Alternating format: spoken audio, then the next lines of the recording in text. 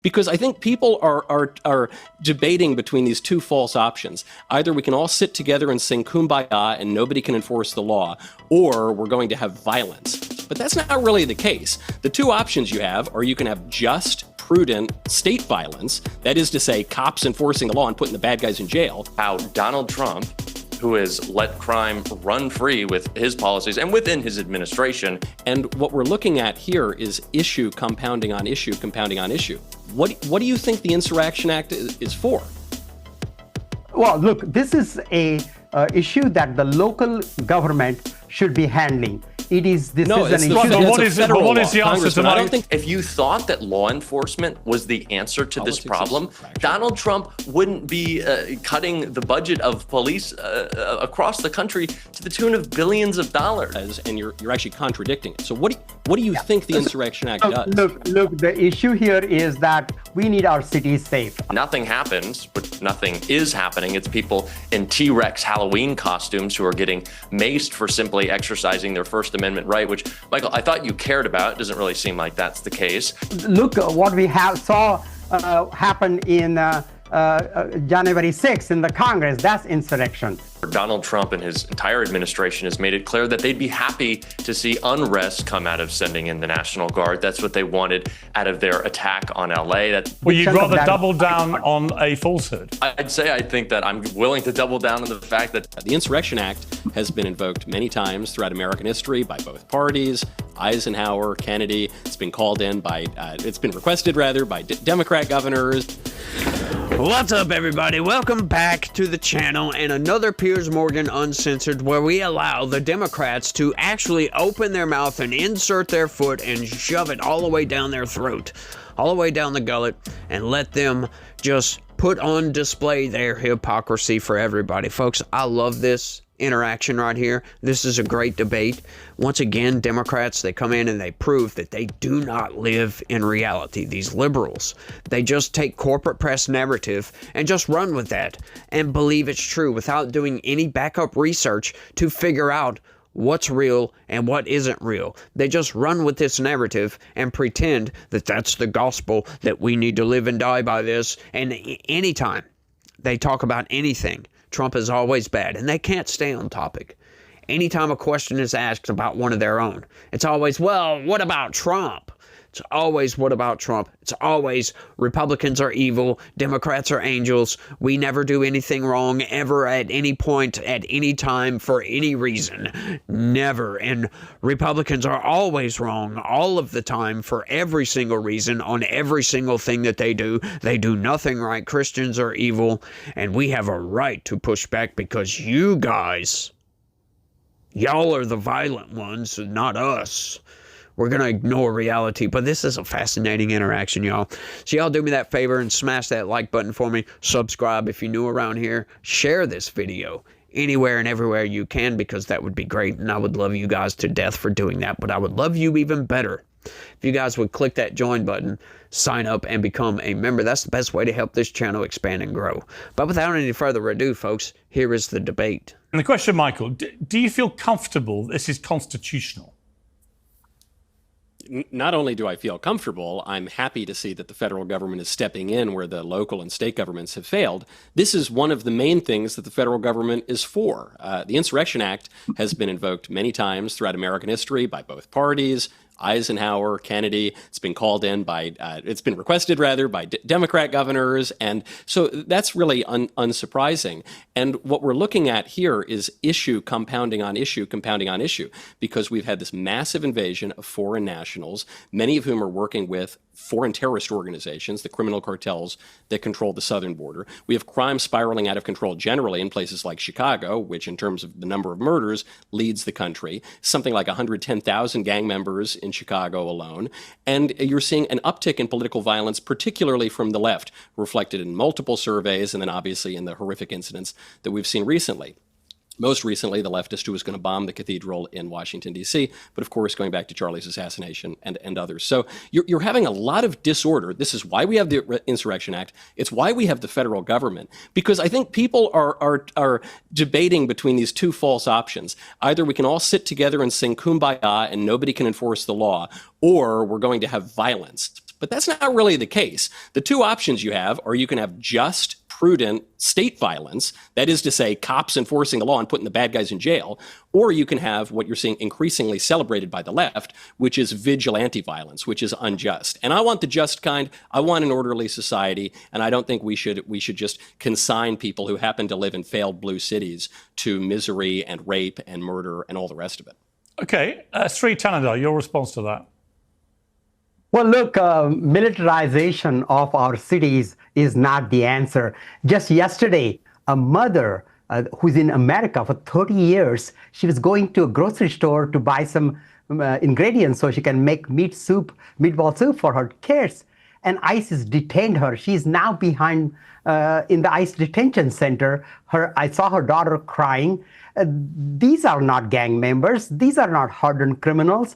They're arresting 17-year-old high school kids, putting away American citizens, 4-5-year-old American citizens, kids who are suffering from leukemia in the ICE detention center, losing their doctor's appointments. You can talk all about gang members. You know, nobody. Everybody wants. No, I wouldn't talk about that. Look, just to stop you there, but you know, I want to talk specifically about the deployment of federal troops, not necessarily the wider separate issue of what ICE is doing with undocumented people in the United States. I've debated that a lot. We can touch on that in a moment, but just specifically on the deployment of federal troops in states which are not DC, where obviously the federal government can do that. The president has that power. You know, there is this raging argument now about whether it is constitutional, whether it is lawful for the president of the United States to do what Trump is now rolling out in places like Chicago. What is your view of that? It's not only not legal, it's not only unconstitutional, but more importantly, it's not even good business, because this costs so much, putting federal troops in cities. Instead of that, if federal government can give the grants so that local police, law enforcement can hire more people. Right now, they are severely understaffed. They don't have the resources they need to keep our cities safe. Now, in a long-term process... But aren't you answering your question? I mean, aren't you I think you're making the point. Right. I mean, in a way, what you just said is the rationale for doing it, isn't it? I mean, they're under-resourced. No. They don't have enough people. They can't control the crime. Donald Trump is recognizing this, and he's doing something about it. And I'm curious about how many regular Americans who live in some of these very crime-ridden inner cities in America are really as opposed to it as you sound like you are. Because, you know, if you've got a lot of crime going on around you and you know the police are woefully under-resourced, why would you object to seeing some troops on the streets to just try and restore order and perhaps send a real message to criminals? See, putting military and reserves all over America, major American cities, and militarization of our country is not the solution. The solution is empower the local law enforcement, give them the funds that they need. It's the funding that needs to come so we can have a more long-term, long-lasting solution to it. Congressman, are you familiar with the Insurrection Act? Yes, I am. Yes, I am. And this so what do you think that's for? You said that this was illegal. You said it was not unconstitutional and illegal for the federal government to send National Guard into cities and states. What do you think the Insurrection Act is for? Well, look, this is a issue that the local government should be handling. What is the answer to my... I don't think you understand the Insurrection Act. Right, to Michael's... well, let me just ask, I mean, Congressman, do you actually know what the Insurrection Act says? Yes, you know, but this is... Well, hang on. What does it say? Well, look, what we saw happen in January 6th in the Congress, that's insurrection. No, that's not the question. The question is, are you familiar? Obviously, the government is citing the Insurrection Act as the empowerment to do what it's doing. Are you familiar with what the Insurrection Act allows? Yes, I am. But look, this president has used all kinds of excuses to break the law. This president has used... No, but that is the law. So what is the law, Congressman? You say you're familiar with the Insurrection Act, but you don't seem to be able to describe what it does, and you're actually contradicting it. So what do you think the Insurrection Act does? Look, the issue here is that we need our cities safe. Americans want Well, Congressman, with all due respect, that's not an answer to the question. I mean, Michael, can you lay out what you believe allows Donald Trump to act so unlawfully? Hang on. Jack, I'm going to come to you very shortly. But just to be clear, Congressman, it's a pretty simple question that Michael posed, which is the government are citing the Insurrection Act as the rationale and the legal tool by which they can do what they're doing. You said it's illegal and wrong, and they shouldn't be doing it. But you seem to be struggling to explain what the Insurrection Act actually is. And Michael, quite rightly, is saying, well, can you just tell us? Well, whatever it is, when the National Guards are picking up trash and the National Guards are watering the flowers, that is not Insurrection Act, and that's not what this is meant to be. But do you know what it is, the act? Yeah. What is it? When there is an insurrection, the government has powers to use military, use reserve to address those situations. And this is clearly not the situation here. What we need to do is empower local law enforcement. Okay, I love that. It's like pulling teeth, and you finally get the answer from these people. That's a sitting congressman right there. As a matter of fact, that is the congressman responsible for writing up articles of impeachment on Donald Trump not that long ago for no apparent reason whatsoever. Just because. That's why he wrote up articles of impeachment. But look, the Insurrection Act right now, generally speaking, is about when local police can't handle a situation, when civil disobedience turns into rioting and overwhelms the local municipalities, then the federal government can step in. But in this case, it's a little bit different because the local municipalities, the local police department, sheriffs and all that other stuff, they're just refusing to do their job. They're refusing to keep their citizens safe. There's a whole lot of crime going on in a lot of these areas. And what the Democrats are doing, they're trying to say, no, we need to empower the local. That would empower the local police, as a matter of fact. But you can't just say, oh, let's empower the local police and then advocate for soft on crime policies. That's the opposite. Those two things are antithetical to each other, my dude. And that's what Democrats are doing right now. They say, we cannot law enforce our way out of the criminality in this country. It's like, no, but you must, right? Like, we can all agree that, just hard, tough on crime policies won't fix crime. We can all agree to that. Like I don't think there's anything that will fix crime completely, but we can reduce a lot of crime by being tough. We get the criminals off the streets. That helps, right? We can all agree that helps. Democrats won't agree. But look, there's other policies that need to be implemented to prevent crime from happening. Now, they advocate for, hey, let's just dump a bunch of money onto these problems. How about this? Let's give millions upon millions of dollars to NGOs that have overhead and they have the employees to pay for, and that they spend all this money and really don't see many results. Let's continue to do this because, it's in the name of crime prevention. Oh, they say they prevent crime, but they can't really show any achievements from their efforts at all. And I'll find that fascinating. And they just say, let's dump money onto the problem. And Republicans are like, we can't do that. We're spending in a $1.8 trillion deficit. And, just throwing money at problems proves, we've proven over time that you can't just throw money at problems and fix it. So, Republicans are like, we've got to fix the culture. That's the way you fix crime. Fixing the culture. You make people not want to engage in criminality, as a matter of fact. But in the meantime, you can't just allow criminals to get away with their criminality unfettered and unchecked. You've got to send in, right? So the point of the National Guard is to send them in, and this will prevent some crime. Because if you have National Guard stationed right out here in front of this gas station, a criminal is going to think it's probably not a good idea to rob that gas station or anybody that may be pumping gas or, do anything in that area right there. So you send the National Guard into high crime areas, and their presence prevents crime. That's just common sense. But Democrats, they don't like to engage in common sense. They want to tell you that Donald Trump is fomenting violence by sending the National Guard in. That's what he's doing. He's trying to escalate the situation by sending the National Guard in. That's only going to rile the citizens up, and then they're going to riot because of this. Like, what? Are you kidding me? Like, when? Show me an instance of having National Guard somewhere that causes people to riot. Now, you might think, well, let's go look at all these other riots. Well, was it the National Guard presence that caused them to riot?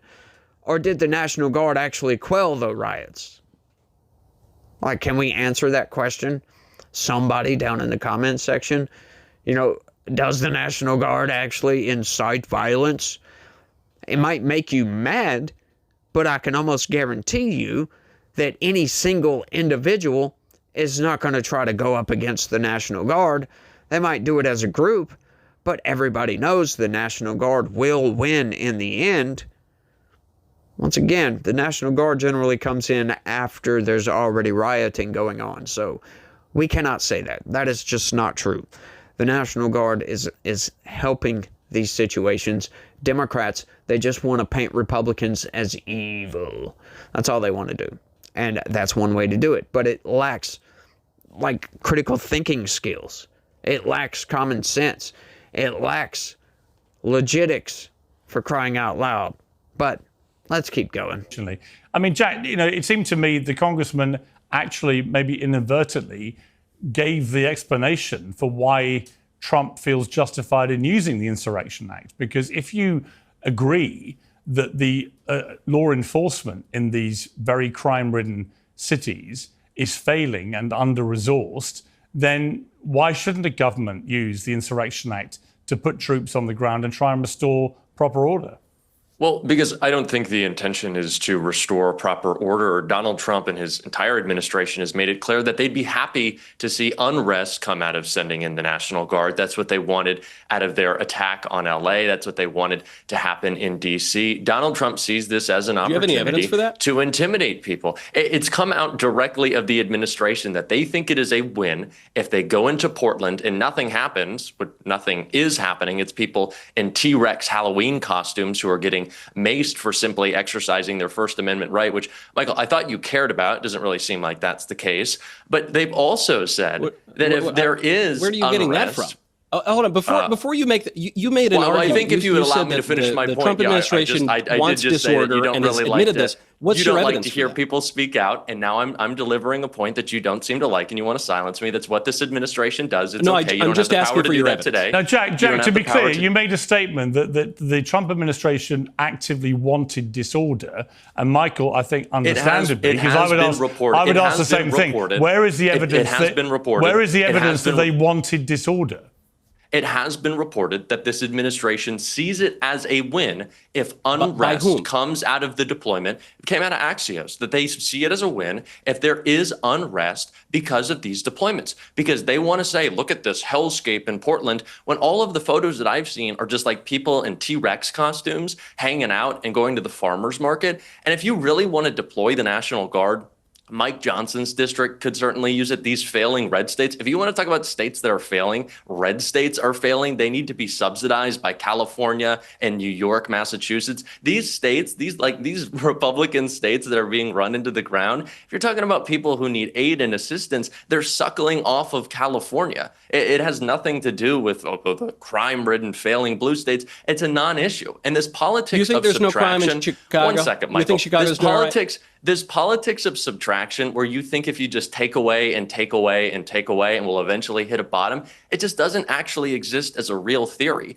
If you thought that law enforcement was the answer to this problem, Donald Trump wouldn't be cutting the budget of police across the country to the tune of billions of dollars. Like, that wouldn't be happening. So you don't really have a increase the law enforcement budget. First of all, that's not true, which is what just took place in his budget. He did. That was the big beautiful bill. That was one of the key provisions. Untrue. That is absolutely untrue. So you don't even have this like cogent theory of policing or law enforcement that you want to see carried out. Your argument is that the big beautiful bill did not increase law enforcement funding at the federal level. Donald Trump has cut again and again. Congressman, could you please clarify for our confused liberal friend here? Yeah, we need to have a long-term solution to this, and that is only by reinforcing our local law enforcement. That's what we need to do. Congressman, did the Big Beautiful Bill increase federal law enforcement funding? Again, the point, Congressman, is whether in the Big Beautiful Bill there was an increase or a decrease in federal spending for law enforcement. Which one was it? Well, there was an increase, but look. Okay, so then again, I come back to Jack. So Jack, your fellow left winger on the panel has just contradicted you and said, "Well, hang on, Congressman, hang on." Yeah. Jack, you've just heard there from a Democratic congressman that the Big Beautiful Bill actually increased federal spending on law enforcement, the opposite of what you just said. I think he's misspeaking. Donald Trump has done nothing to increase police budgets. He's misspeaking. Donald Trump doesn't really care. I don't think he's in misspeaking. Congress. He voted. I think one person's misspeaking here, and it may be you.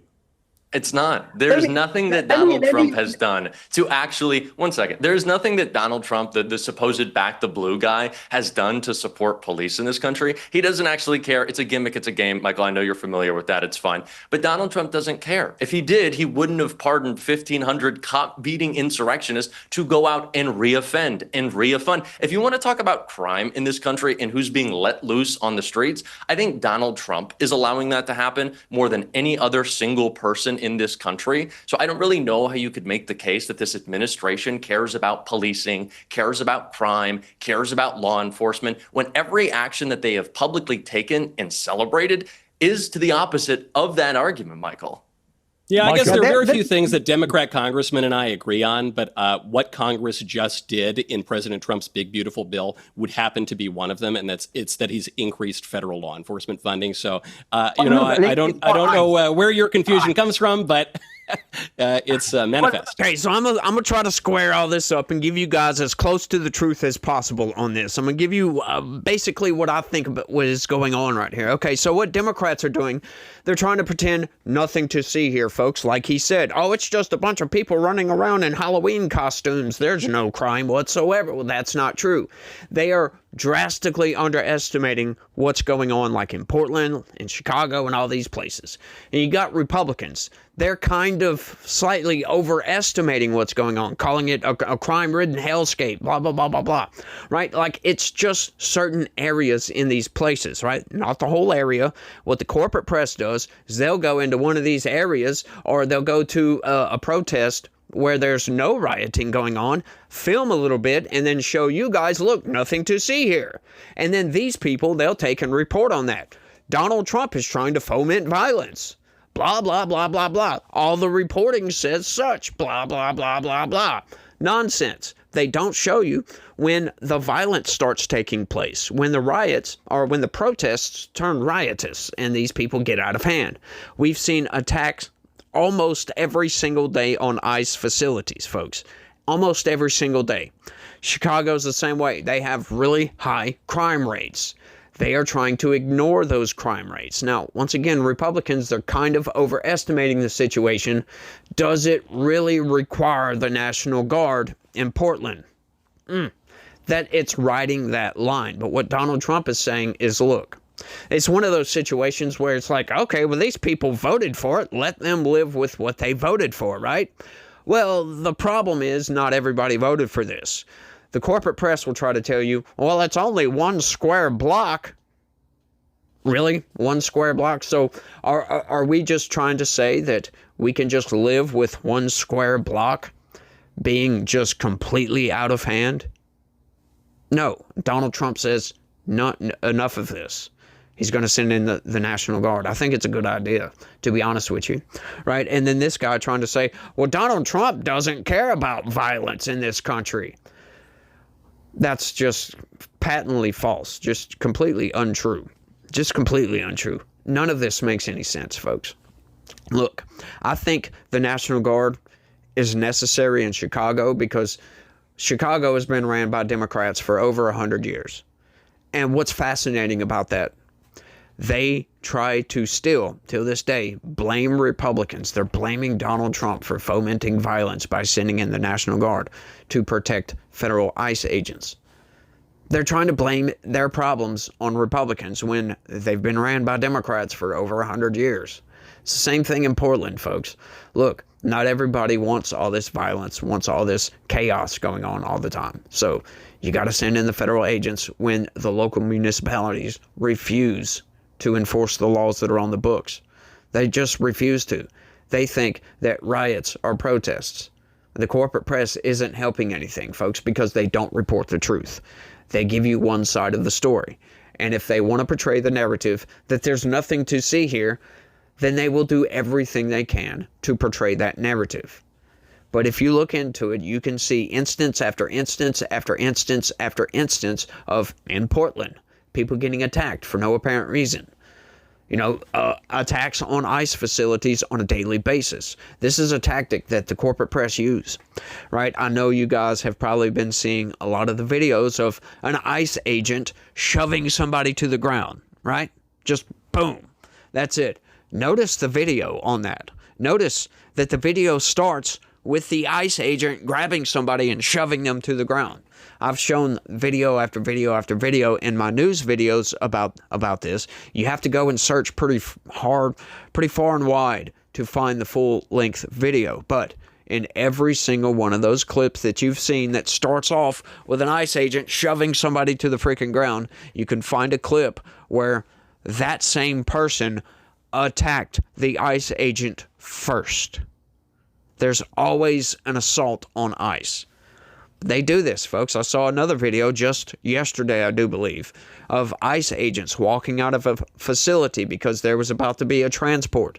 A bus was about to leave, and they were trying to clear protesters out from the way of the bus leaving, right? So they walk out trying to clear out the protesters, and it just shows the ICE agents walking out and trying to push the people back, and then it immediately cuts to a scene of somebody getting arrested.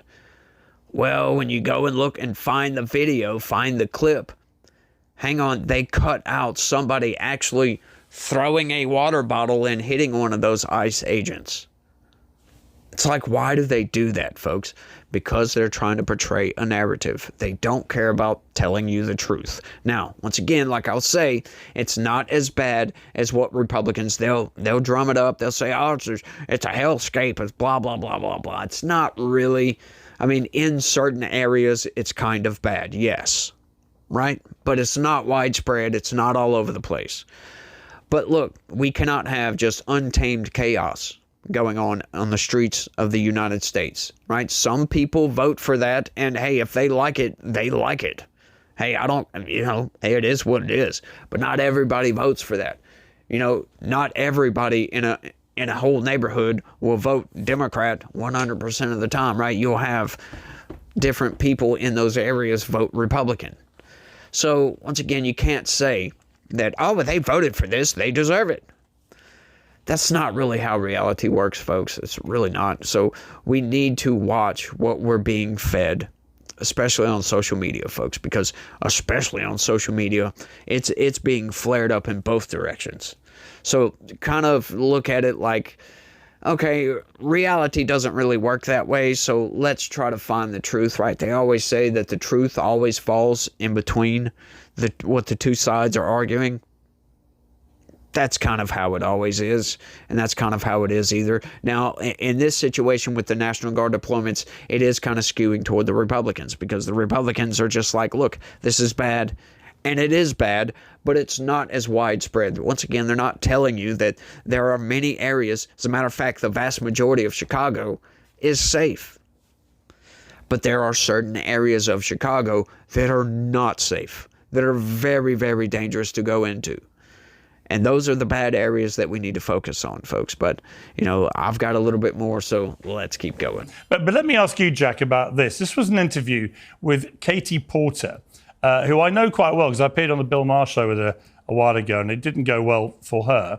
But she's the lead candidate to be the next governor of California. I have a home in California, so I have a vested interest in who wins this. And it was an extraordinary interview that she did. Let's watch a few of the highlights here. The question is, what do you say to the 40% of voters who voted for Trump? Oh, I'm happy to say that. It's the do you need them to win part that I don't understand. I'm happy to answer the question as you have it written, and I'll answer it. And we've also asked the other candidates, do you think you need any of those 40% of California voters to win? And you're saying, no, you don't. No, I'm saying I'm going to try to win every vote I can. And what I'm saying to you is that. Well, to those voters, okay, so you. I don't want to keep doing this. I'm going to call it. Okay. Thank you. You're not going to do the interview with us? Nope, not like this. I'm not. Not with 7 follow-ups to every single question you ask. Every other candidate has answered. I don't care. Follow-ups. I don't care. Well, that was with a very good reporter called Julie Watts. I think it was a CBS affiliate. I mean, Michael, let me start with you on this. I mean, it was excruciating to watch, but no real surprise. You know, I saw the prickly side of Katie Porter on the Bill Maher show when she got challenged about her worldview. It was not a great sight. Let's take a little look a bit of that first, and then I'll come to you. We talked about people, using things to kind of get likes and get clicks. That's not what she's doing. It's not? I've got no truck for right against personally, but all I've seen her do is stand up for women's rights to fairness and equality. Well, she actually competed against Leah Thomas, and it was obviously unfair. Leah Thomas won one of the races in the NCAA championships by 50 seconds against a bunch of biological females who simply couldn't keep up. That cannot be right. It cannot be fair. And the audience then burst into raucous applause, which she found completely astonishing because it's a liberal crowd. What's going on here, Michael? Why would you, if you're doing a television interview, why would you behave in such a graceless, rude, arrogant manner, do you think? She's behaving in an entitled way because she has enjoyed entitlement, along with the Democrats, for most of her political career. And I'm sure that she sat down and thought, this is CBS News, this is a mainstream news network, it's going to be a bunch of softballs, I'm not going to have to answer anything. And she gets mild pushback. I have to give a little credit to CBS here. CBS, of the major news networks, generally does a much, much better job than the other ones do. But this is very mild pushback, and even that is so shocking to Katie Porter. If she had to endure 1/1000th the scrutiny that every Republican politician has to endure from the beginning of his career in the media, she wouldn't have made it past dog catcher of Palookaville. Yeah. But you're seeing a real sea change here. Yeah, Jack, I mean, you're shaking your head, but come on, man, that was embarrassing. Okay, so I don't even want to talk about the Katie Porter of it all. The idea that Republicans face scrutiny from the media, Donald Trump is so dementia-addled right now. He did a text interview with Jake Tapper. Now, I'm not really a fan of Jake Tapper. I think that's a pretty sad move to do a text interview. But do we really think that Donald Trump is on the other side of that phone? No, it's Stephen Miller. It's Russ Vaught. Actually, I do. Yeah, I can tell you how I know it. Playlist. I can tell you how I know, because I text with Trump regularly. And it is him. I'm sure you just do. To be clear, Jack, it is him. It is him. No, okay. And here's the fact that Donald Trump has to do a text interview, we can't be serious right now. And he's the one attacking. Jack, calm down. Caitlin Collins from CNN is in my old slot at CNN, actually, the 9 p.m. hour. Gave an interesting interview yesterday, and she was talking about the fact Trump never sleeps. When you're on Air Force One, you can't really sleep properly because he's up all the time wanting to talk to journalists. He gives more airtime to Q&As with the press and the media than any president ever. That's just a fact. Now, you may think he's got dementia, but I would argue the one that looked like he had dementia was the predecessor in the White House who never did Q&As with the press, never did any hostile interviews with anybody because he didn't have the mental acuity to do it. Trump, whatever you think of him, he's out there every day talking for an hour, 2 hours with the media. There's a big difference, though, between answering a question and responding to a question. And just because Donald Trump's words between the two? It's the same thing. Well, if you ask Donald, that's not even remotely true. If you ask Donald Trump whether or not he wants to pardon Ghislaine Maxwell, and he says, well, I don't really know who that is, and also, have you seen my ballroom? That doesn't give you a real answer. He's responding. He can go on and talk about nonsense for an hour, but that doesn't do anything to give you a real answer, to let you know what this administration is doing. He makes more news. But it's not about news. But hang on, it's not about news. It's about he's the president of the United States. He should answer questions. He makes more news on a daily basis by answering questions than any other world leader. I mean, he does. Responding to questions. Piers, if you asked me a question and I started ranting about a ballroom that I'm building, and that had nothing to do with the question that you asked me, I think you as a journalist would feel pretty unfulfilled. Well, just to, ironically, I just asked you about Katie Porter. You said, I don't want to talk about Katie Porter. Let's talk about the Republicans. Because I had to respond to what Michael said. You are a glistening example of exactly what you're talking about. And do you want me to be president of the United States? No. Not really, no. Katie Porter. No. But I didn't think anyone anyone came away from Let that me bring interview three saying back maybe in we here. should do more of these to answer. Let me bring three in. For the art of the political interview, it's not that difficult, really. But when you behave like a complete arse, as Katie Porter did there, you're going to get the kind of mockery it deserves. That interview went 100,000 times bigger on the airwaves of the internet and social media because of the way she behaved than it ever would have done if she'd just answered the questions. But Donald Trump lies. Most of his answers are lies and not truths. Why are you talking about Donald Trump? Well, we're talking about politicians answering questions. You've just pulled a Jack. I've asked you one question, and you're talking about somebody completely different. This is what I mean. So, you're talking about Donald Trump answering questions, but he does. I'm talking about Katie Porter. But so, Piers, are you going to hold us more accountable for wanting to discuss multiple topics than you are the president of the United States? No, and if he's we not want to on talk the about panel, transparency, Jack. where's the transparency? I'm glad that you asked you're Speaker new Johnson to the panel. about Epstein. Jack, you're new to Uncensored. Here's how this works. I get a bunch of people in, right? Unusually, I get people who don't agree with each other, and we have a civilized or sometimes an uncivilized debate. But what we do is we discuss topics. I throw it to each of you, and you give an answer to the topic. What you guys have been doing on the left side of this debate is you've been making a point like the trouble with the Republicans is you ask them one thing like Trump and they answer another, and then you both do exactly the same thing. Look, Katie Porter should have finished her interview. There you go. But then Donald Trump should be more honest. Donald Trump should be more honest. Those two things can be completely true at the same time. But you should just, in terms of an interview with a politician, you just failed as well. Because all you had to say was that, right? How hard is it to just give a straight answer to a straight question? When I do interviews where I'm the subject, people ask me questions, I just answer them. I don't care. Ask me whatever you want. I couldn't give a monkey's cuss. And I was happy to get to the end of that point if Michael hadn't so rudely interrupted me. I don't know what that's well, you had a about. chance to answer it straight away. That was the point. No, I was saying I didn't think it was a great interview. It certainly wasn't a great interview. I don't think I thought that it was a masterclass. Honestly, that. it was a masterclass in how not to conduct a political interview. But if I'm a Californian resident, and in fact I am a California resident for a lot of the year, I've got a home there, I watch that and think, why would you vote for somebody so entitled, so arrogant, so determined to belittle that journalist who was just doing a job? I mean, it was really actually ugly to watch. Yeah, I didn't think it was a great answer. I didn't think that that's a great response. I will say that the beginning of the question was asking, do you think that you need to win the 40% of Trump voters to win or convince some of them to win the governor's race? And Katie Porter's response was, no, that's not how math works. And I think she gave a fine answer at first. When she was continued to be asked, she should have just said, no, I want to convince those voters. She didn't. I thought the question didn't really make a lot of sense, at least mathematically. But no, there was no reason for her to I thought it made a lot of sense. She was just making the point. Look, you got 40% of the electorate there. Yeah, and you should want to convince them. If you just write them off, that's not good politics, and it's a completely valid point to make. That, my friends, is called Trump derangement syndrome. There's many derangement syndromes out there. You got Israel derangement syndrome, Trump derangement syndrome. There's all kinds we could get into, but basically, whenever you ask somebody a question and the answer devolves into talking about Israel or Donald Trump, they cannot stay away from that topic. Everything is the fault of Israel, or everything is the fault of Donald Trump or Bill Maher or whoever it may be, right? It doesn't really matter.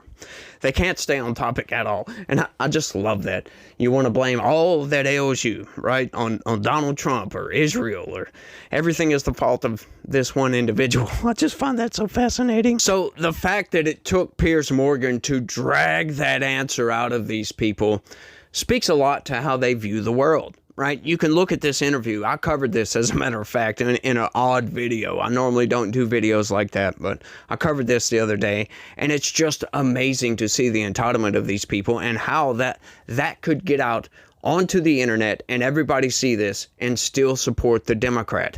You can look at these actions. It's just abhorrent behavior, right? We can look at that and say, well, this person is a Karen. She's not Katie Porter. She's Karen Porter, as to how she's acting. A congresswoman should not be acting like that. The governor of a state should not be acting that entitled. These people need to think about their constituency. They should be acting with grace and compassion and speaking in a charismatic way to try to reach voters. Like, I was talking about that the other day. Like, she doesn't care about going after Trump voters. Now, we know for a fact that a lot of independents voted for Donald Trump during that election. She doesn't care about going after those independent voters because she knows that, you know, California is mostly blue and they vote blue no matter who. But her entire campaign is contingent upon the fact that she's going to be the only Democrat running. And if you go look at that race, there's a lot of Democrats running for the governor's seat. And I don't see her winning, not after this week, because not only did that interview come out, but another clip of her coming out screaming at her staffers saying, "Get the F out of my shot." Just once again, acting like the most entitled person on the planet. And most normal people will look at that and it's a very, very massive turnoff. Massive turnoff.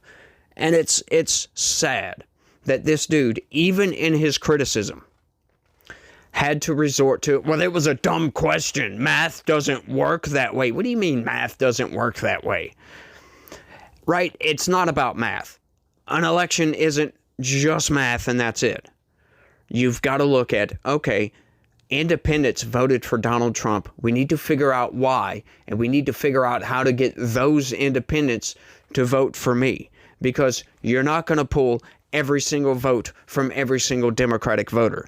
Right? Any person grounded in reality would know that. Any politician worth anything would understand you need to try to gain as much support as possible. And acting entitled, acting like you're a toddler throwing a tantrum as an adult is a very, very massive turnoff. Nobody's going to care about this. And the fact that her own supporters, right? Supporters of Democrats. This guy right here, I don't know if he's a Katie Porter supporter or whatever, right? Which sounded funny, but don't know if he supports her specifically. I don't know where he lives or whatever, but the fact that he's taking up for her by saying this was a stupid question. This was a major softball interview. And to say that Donald Trump doesn't get pushback, are you freaking kidding me? With all of the fake news that is constantly, every single day, there is some sort of fake news drummed up about Donald Trump. Why? I say that because I read the news every day, and I read a lot more news than what I cover. And most of the news, once again, the narrative from the corporate press, you can always tell, and I always point this out, it's always Republicans are evil and Democrats are angels. They'll always say, well, you know, when Donald Trump makes a claim, they will put in the news articles that Donald Trump made this claim without citing any evidence. Well, they don't ever do that for any Democrat at all, ever. Every single news article I've ever written, they have never used that qualifier for a Democrat making such claims. Now, what's fascinating about this is when Donald Trump does make a claim that is easily verified, they will put that in there. He said this without evidence, but you can go and look up the evidence with a simple cursory Google search. And boom, there you go. There's the evidence for what Donald Trump was saying. Genocide going on in Nigeria of Christians. There you go. Simple Google search. You can go look this up. Really, really easy, but they will tell you that he said that without evidence, and that is meant to make you believe that Donald Trump is lying. That's one way of them getting around saying that Donald Trump is lying. It's made to lead you down the path of destruction, to make you believe their narrative, because that's all they care about, folks, is speaking words to gain power. That's it. What they say doesn't have to make sense, doesn't have to align with reality. As long as the words that they speak hold some sort of power over you, power over your brain, to think the way that they want you to think. That's all they care about, folks. This is why they speak such delusional nonsense all the time. Because people buy it. And I don't understand that, right? It's the whole appeal to authority complex. Right? A lot of people, and this is a sad truth of the world, a lot of people will take an authority figure, like somebody on the corporate news, And if they say something, those people will believe it regardless. They don't care about searching for the truth. They don't care about that at all, right? It's so fascinating that the appeal to authority complex that's out there and how many people actually appeal to that authority. It's really fascinating. Skepticism, critical thought is waning, folks. People just don't use that skill. But that's the difference, the bifurcation in this country.